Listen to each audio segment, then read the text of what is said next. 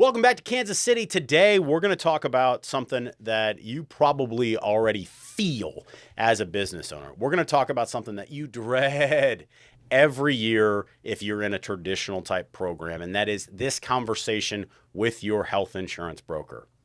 Your rates are going up another 18, 15, or 22% this year again. Now, we're going to walk through why that's happening and what you can do about it in the next 5 minutes. I'm going to be as quick as possible. I know I like to talk. For those of you who are here all the time, I appreciate it. Like and subscribe. We're going to get into this very, very quickly. But in order for us to help you as best we can, we need to be able to talk to you. So like, subscribe, comment on the video. If I say something really silly, call me out. All right. So with that, let's get back to the big renewals that your business owners or small business owners are seeing year over year over year. Question number one, why is this happening again? Well, folks, since the passage of Medicare and the passage of the ACA, those two things are working together to compound the rates every year inside of small business health plans. Now, historically, it's been set it and forget it. A lot of the small business owners have just said, we're going to run on a fully insured chassis. We're going to go with one of the BUCAs, and we're just going to go ahead and forget about this because I'm already running a manufacturing company or a plumbing shop or an HVAC shop or an accounting firm. I have enough on my plate. I don't need to get involved with this. But frankly, the numbers have gotten so big that it's becoming to the point where most small business owners cannot afford to just set it and forget it anymore. Because that 18% cost is not an 18% cost. It is the retention of all your employees. It is the ability for you to give raises. It is the ability for you to invest into new factory lines or trucks or delivery systems. I was recently talking to a buddy of mine. Now, he's in the larger group space, and he was working on a health plan in which they were able to change the structure of the health plan, go from a fully insured model to a self-funded model. And by doing that, the company was able to save a little over $1 million in year one. Now, year one's a big savings, but after that, it starts to trend at the new baseline. That additional $1 million enabled that business to actually modernize their equipment. Now, that might not seem like a big thing, but whenever you're looking at modernized equipment, you're looking at higher production with your same troop of employees.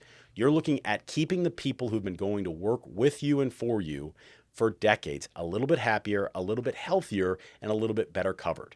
Because right now, if you're just accepting that renewal at 18%, there's nothing I can do about it. Bob's a nice enough guy. I'm going to sign the renewal and we're going to go golfing once a year. Frankly, that system, if it ever worked perfectly, is no longer functioning in the best interests of Main Street. The compounding effect of all of these new drugs that are coming onto the market, every TV show that you see has some drug advertised. Now, I'm going to do a challenge to those of you watching here. If you were watching television tonight and you see a drug come on TV, go ahead and push pause if you got TiVo and look up the actual cost of that drug. Not what the manufacturer says, the average billed amount. And then you will be shocked that that is actually a Ferrari payment or a condo and Vail payment, depending on the drug, each and every month that your member is on that drug. And I'm not saying they shouldn't have coverage for that. What I am saying is that pharmaceutical costs are driving additional costs that are bankrupting Main Street each and every year. So with you as a small business owner, if you get another 18% renewal that sits on your desk and the business just can't carry that, and your broker says, there's nothing I can do. Well, ask him a couple of questions. Ask him, how much did we spend on pharmaceuticals last year? Ask him, how much did we spend on claims? Ask him very basic questions that you ask about every single one of your other vendors, every single one of your other consultants. Justify your cost. And if they're not able to justify their cost to you, you have to ask a very hard question. Is this broker working for the best interests of me and my employees? Or is this broker working on their golf handicap? And if their golf handicap is less than 5, well, I'm not telling you that people can't have hobbies. But what I am saying is that maybe that guy is looking for the easy button for him and not the best button for you.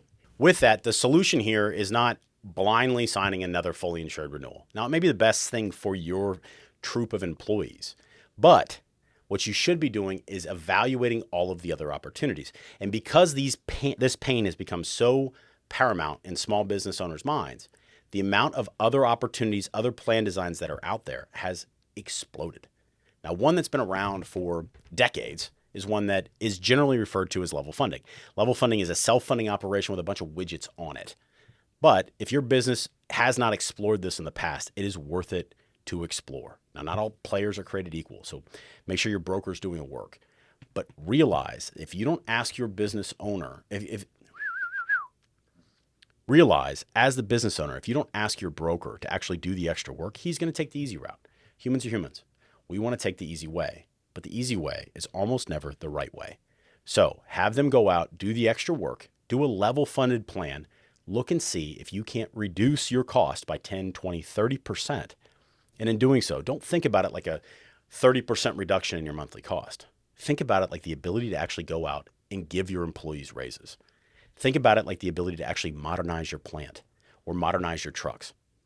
The amount of money that is quietly being pulled through health insurance premiums away from Main Street and into the pockets of the big insurers and more expressly, the big pharmaceutical companies will boggle your mind.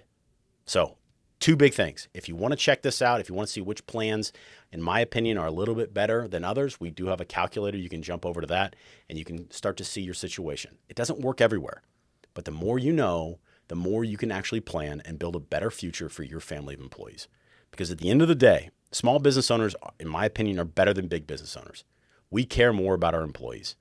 Now, with that in mind, you have to do the hard work to actually express that care. You have to do the hard work to actually see what a better option is and not just say, I'm going to take the easy button and sign with Bob because I've worked with Bob for 25 years.